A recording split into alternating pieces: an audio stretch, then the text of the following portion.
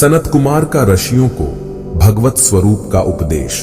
महाभारत शांति पर्व में मोक्ष धर्म पर्व के अंतर्गत 222वें अध्याय में सनत कुमार का ऋषियों को भगवत स्वरूप का उपदेश देने का वर्णन हुआ है, जो इस प्रकार है।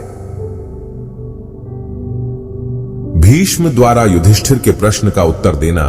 युधिष्ठिर ने पूछा, राजन, जगत में कुछ विद्वान जड़ और चेतन अथवा प्रकृति और पुरुष दो तत्वों का प्रतिपादन करते हैं। कुछ लोग जीव, ईश्वर और प्रकृति इन तीन तत्वों का वर्णन करते हैं, और कितने ही विद्वान अनेक तत्वों का वर्णन करते हैं, और कितने ही विद्वान अनेक तत्वों का निरूपण करते रहते हैं। अतः कहीं न विश्वास किया जा सकता है न अविश्वास। इसके सिवा वह परब्रह्म परमात्मा दिखाई नहीं देता है।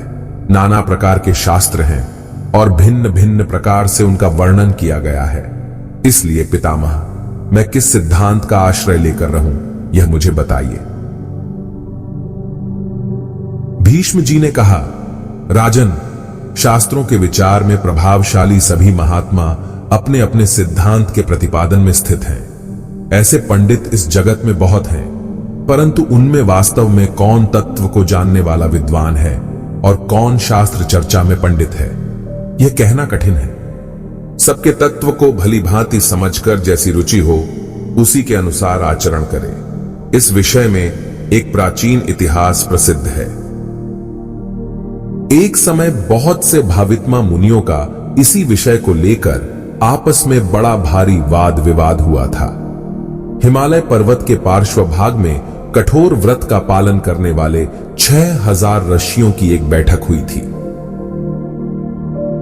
उनमें से कुछ लोग इस जगत को ध्रुव सदा रहने वाला बताते थे, कुछ इसे ईश्वर सहित कहते थे, और कुछ लोग बिना ईश्वर के ही जगत की उत्पत्ति का प्रतिपादन करते थे। कुछ लोगों का मत यह था कि वास्तव में इस संपूर्ण जगत की सत्ता है ही नहीं। इसी प्रकार दूसरे ब्राह्मणों में से कुछ लोग स्वभाव को, कितने ही कर्म को, बहुतेरे पुरुषार्थ को, दूसरे लोग दैव को, और अन्य बहुत से लोग स्वभाव, कर्म आदि सभी को जगत का कारण बताते थे। वे नाना प्रकार के शास्त्रों के प्रवर्तक थे तथा अनेक प्रकार की सैकड़ों युक्तियों द्वारा अपने मत का पोषण करते थे। राजन, वे सभी ब्राह्मण स्वभाव से ही इस शास्त्रार्थ में एक दूसरे को पराजित करने की इच्छा करते थे। तदनंतर उन वादी और प्रतिवादियों में मूलभूत प्रश्न को लेकर बड़ा भारी वाद विवाद खड़ा हो गया। उनमें से कितने ही क्रोध में भरकर एक दूसरे के पात्र, दंड, वल्कल, मृगचर्म और वस्त्रों को भी नष्ट करने लगे। तत्पश्चात शांत होने पर वे सभी श्रेष्ठ ब्राह्मण महर्षि वशिष्ठ से बोले, प्रभो, आप ही हमें सनातन तत्व का उपदेश करें। यह सुनकर वशिष्ठ ने उत्तर दिया, विप्रवरो, मैं उस सनातन तत्व के विषय में कुछ नहीं जानता। तब वे सब ब्राह्मण एक साथ नारद मुनि से बोले, महाभाग, आप ही हमें सनातन तत्व का उपदेश करें, क्योंकि आप तत्ववेत्ता हैं। तब भगवान नारद ने ब्राह्मणों से कहा, विप्रगण, मैं उस तत्व को नहीं जानता। हम सब लोग मिलकर कहीं और चलें। इस जगत में कौन ऐसा विद्वान है जिसमें मोह न हो तथा जो उस अद्भुत अमृत तत्व के प्रतिपादन में समर्थ हो। यह बातचीत हो ही रही थी कि उन ब्राह्मणों ने किसी अदृश्य देवता की बात सुनी। ब्राह्मणों, सनत कुमार के आश्रम पर जाकर पूछो, वे तुम्हें तत्व ज्ञान का उपदेश करेंगे। सभी ऋषियों को तत्व का ज्ञान था, यद्यपि वशिष्ठ आदि मुनियों ने संशय के कारण नहीं जानते कहा, क्योंकि जब तक स्पष्ट रूप से तत्व बोध, तत्व का ज्ञान नहीं हो जाता, भव सागर से तर जाना कठिन है। उस समय वेद राशि के ज्ञान से सुशोभित विभांडक नामक किन्हीं ब्राह्मण शिरोमणि ने उस अदृश्य देवता से पूछा, हम लोगों में तत्व के विषय में मतभेद उत्पन्न हो गया है। ऐसी स्थिति में आप कौन हैं जो बात तो कर रहे हैं किंतु दिखते नहीं हैं? भीष्म जी कहते हैं, राजन, तब भगवान सनत कुमार ने उनसे कहा, महामुने, तुम तो पंडित हो, तुम मुझे सदा एक रूप से ही विचरण करने वाला पुरातन ऋषि सनत कुमार समझो। मैं वही हूं जिसे वेद वेत्ता पुरुष अक्षय बताते हैं। कुंती नंदन, तब उन महात्मा विभांडक ने पुनः उनसे कहा, आदिमुनि प्रवर, आप अपने स्वरूप का परिचय दीजिए। केवल आप ही हमसे विलक्षण जान पड़ते हैं। आपका स्वरूप हमारे प्रत्यक्ष नहीं है। अथवा यदि आपका भी कोई स्वरूप है तो वह कैसा है? तब उस अदृश्य आदि महात्मा गंभीर स्वर में यह बात कही, मुने, तुम्हारे न तो कान है, न मुख है, न हाथ है, न पैर है, और न पैरों के पंजे ही हैं। मुनियों से बातचीत करते हुए विद्वान विभांडक ने अपने विषय में जब यह सत्य देखा तो मन ही मन विचार करके कहा, ऋषि, आप ऐसी बात क्यों कहते हैं? यदि इसको जानने वाला कोई ना रहे तब क्या होगा? परंतु इसका उत्तर उन श्रेष्ठ ब्राह्मणों को फिर सुनाई दिया। वे हंसते हुए आकाश की ओर देखते ही रह गए।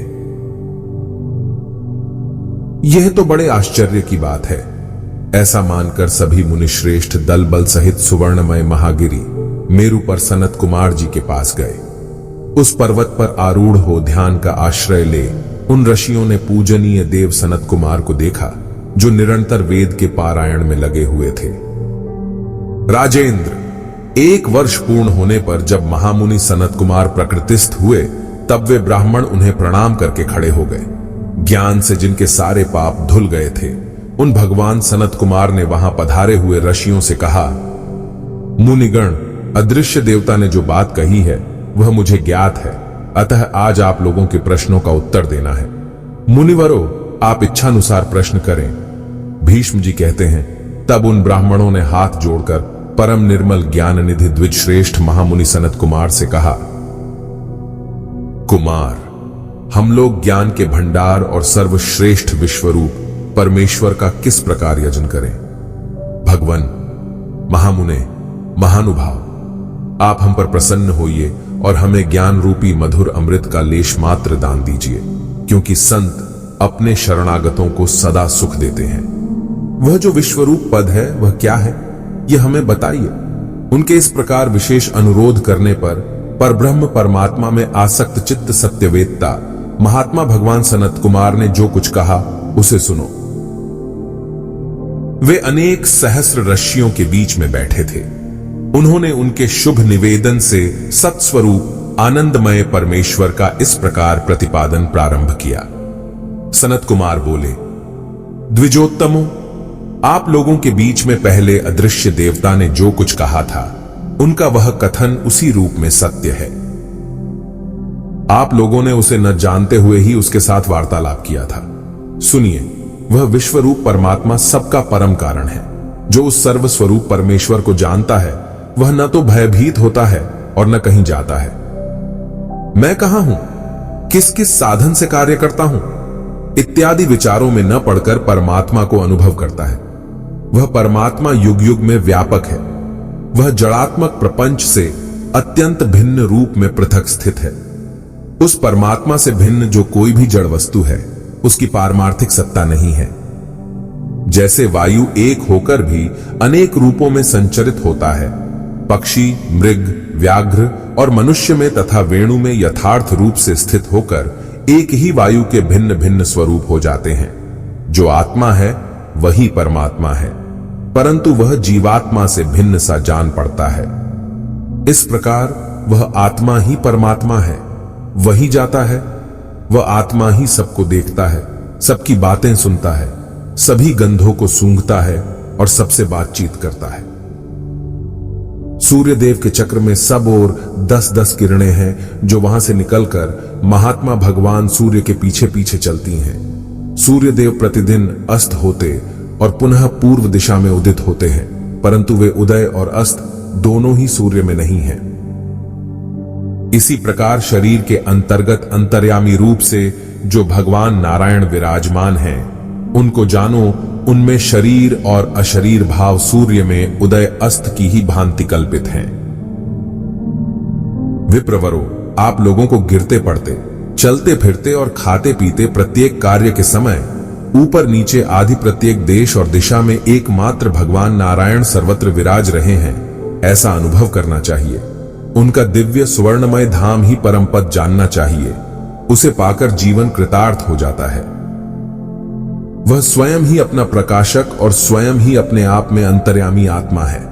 भौरा पहले रस का संचय कर लेता है, तब फूल के चारों ओर चक्कर लगाने लगता है।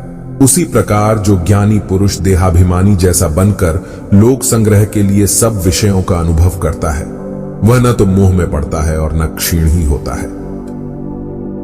कोई भी उस परमात्मा को अपने चर्म चक्षुओं से नहीं देख सकता। अंतःकरण में स्थित निर्मल बुद्धि के द्वारा ही उसके रूप को ज्ञानी पुरुष देख पाता है।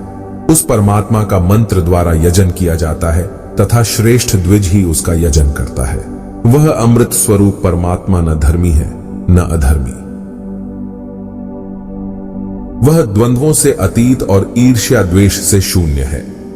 इसमें संदेह नहीं कि वह ज्ञान से परितृप्त होकर सुखपूर्वक सोता है तथा ये भगवान अपनी माया द्वारा जगत की सृष्टि करते हैं। जिसका हृदय मोह से आच्छन्न है वह अपने कारणभूत परमात्मा को नहीं जानता। वही ध्यान, दर्शन, मनन और देखी हुई वस्तुओं का बोध प्राप्त करने वाला है। संपूर्ण जगत की उत्पत्ति करने वाले उस अनंत परमात्मा को कौन जान सकता है? मुनिवरों, मुझसे जहां तक हो सकता था मैंने इसका स्वरूप बता दिया। अब आप लोग जाइए।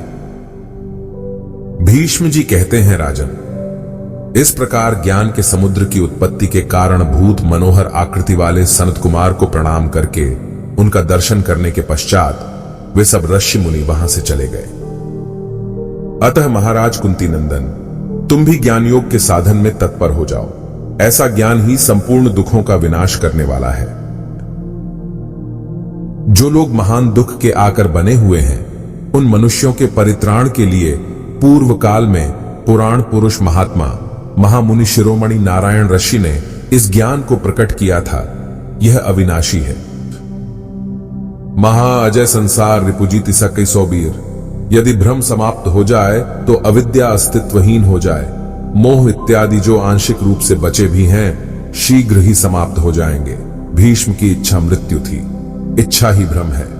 इच्छा का अंत और भ्रम का मिटना एक ही बात है। इसी को संत कबीर ने सरलता से कहा,